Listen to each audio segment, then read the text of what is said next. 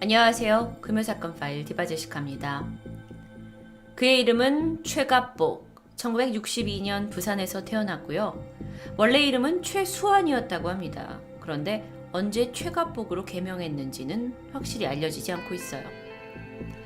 최 씨는요, 16살 때였던 1977년, 그때 절도 혐의로 처음으로 감옥에서 복역 생활을 하기 시작했다고 합니다.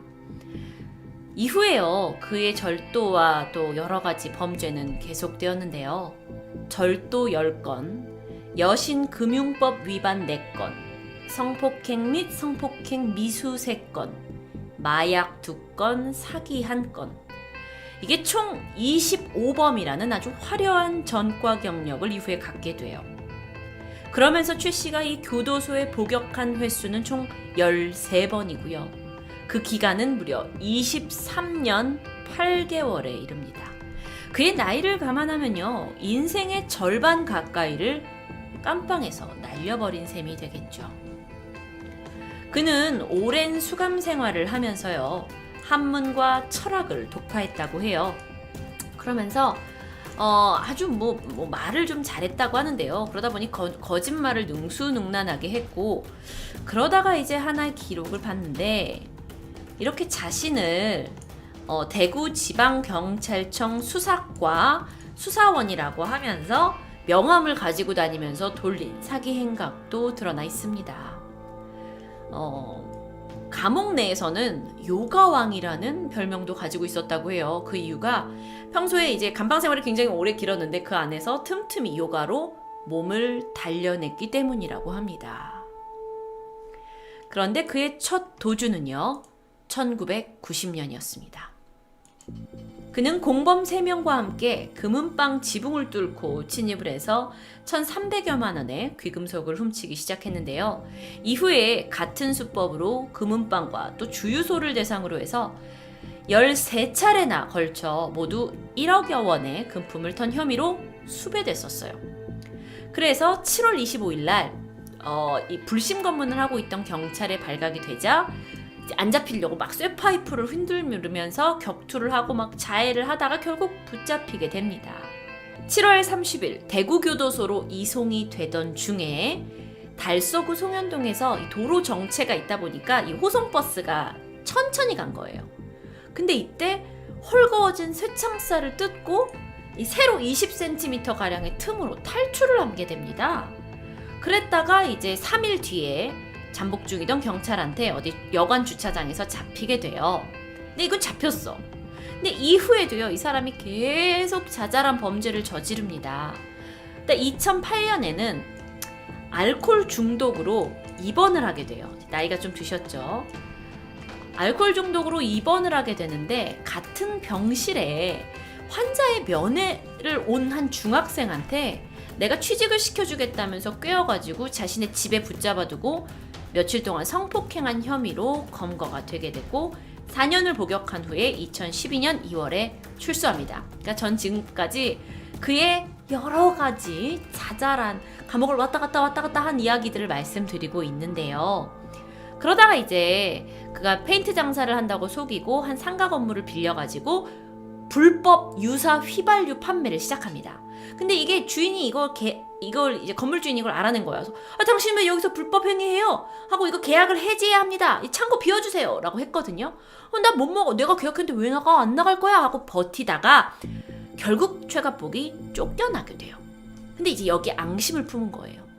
그래서 집주인이 이제 동구 효목동에 살고 있었는데 이 집주인한테 찾아갑니다. 3일 밤 옥상에서 그 전선을 타고 올라가요. 2층 주인집으로요.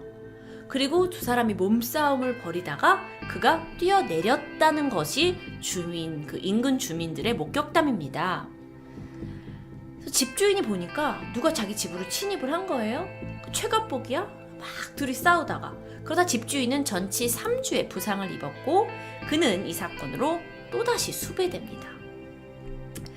근데 또 멀지 않아 잡혔어요. 2012년 9월에 한 저수지에서 잡히게 됩니다. 그런데 이제 문제는 지금부터예요.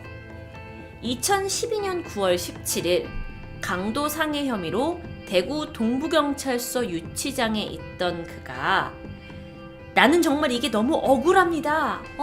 이거는 내가 잡혀온 건 정말 내 잘못이 아니에요. 라는 편지를 남겼고요. 잠이 듭니다. 그 구치소 내에서요. 유치장에서. 그런데 잠이 들기 전에 경찰한테 피부 문제 때문에 연고를 받았어요. 근데 이걸 가지고 뭘 했느냐? 몸에다가 피부 연고를 다 등과 배에 다 바릅니다.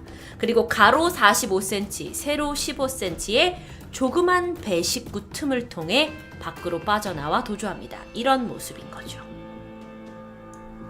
그 유치장에 보면 우리도 드라마나 영화에서 보면 알 수 있잖아요. 보통 철창살이 이렇게 있지만 그 밑에 밥이 들어갈 수 있는 배식구라는 게 있는 겁니다. 근데 그 배식구로, 그러니까 식판 들어가는 고기로 몸을 연골 발라서 빠져나오게 된 거예요.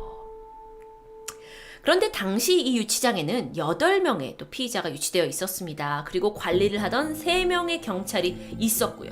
그런데 한 명도 눈치채지 못했다는 사실이 나중에 밝혀지면서 경찰도 엄청난 비난을 면치 못했죠. 그래서 이 사람이 탈출하고 나서 이걸 언제 알았느냐? 무려 2시간이나 지난 아침 7시 35분경에 유치장에 있어야 할 이게 없네? 하면서 이거에 대해 알아냈다고 해요.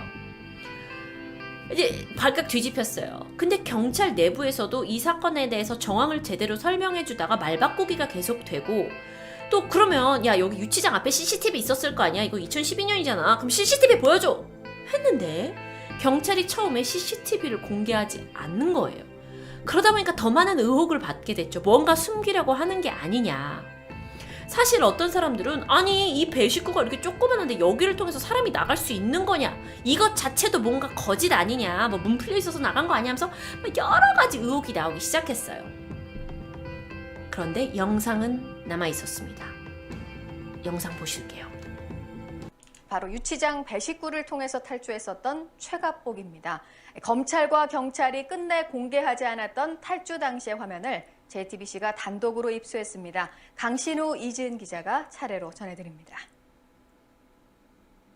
통아저씨도 실패한 세로 16cm의 유치장 배식구를 통과해 지난 9월 탈주했던 최갑복. 엿새 만에 붙잡혔지만 믿기지 않는 탈출은 궁금증을 자아냈습니다. 대단히 죄송한 말씀이지만 CCTV 공개는 하지 않을 생각이고 JTBC가 당시 CCTV 장면을 입수했습니다. 우통을 벗고 배식구에 뭔가를 바른 뒤 머리를 비벼 탈주를 시도합니다. 머리가 빠져나오고 상체와 엉덩이까지 배식구를 통과하자 엉금엉금 기어 달아납니다. 화면 속 최 씨는 무모하면서도 치밀했습니다. 자는 척하다 일어나 몸통과 배식구에 연고를 발랐고 사람이 누워있는 것처럼 이불을 정리한 뒤 머리가 빠져나갈 수 있는지 다양한 자세로 머리를 들이밉니다. 머리가 빠져나오자 상체와 엉덩이를 통과시키고 기는 자세로 경찰관 눈을 피하고 외부로 통하는 벽의 창살을 통과합니다. 실제 화면은 사건 당시 JTBC가 CCTV를 본 사람들의 증언을 토대로 재현했던 영상과 매우 흡사합니다. 경찰이 현상금 1,000만 원까지 내걸었던 희대의 탈출법. 구름대처럼 몰려든 주민들이 지켜보는 가운데 탈출 못지않은 진풍경을 연출하며 검거됐습니다. 그는 탈출 후 곧바로 2m 높이의 창문을 쇠창살 사이로 빠져나갔고요.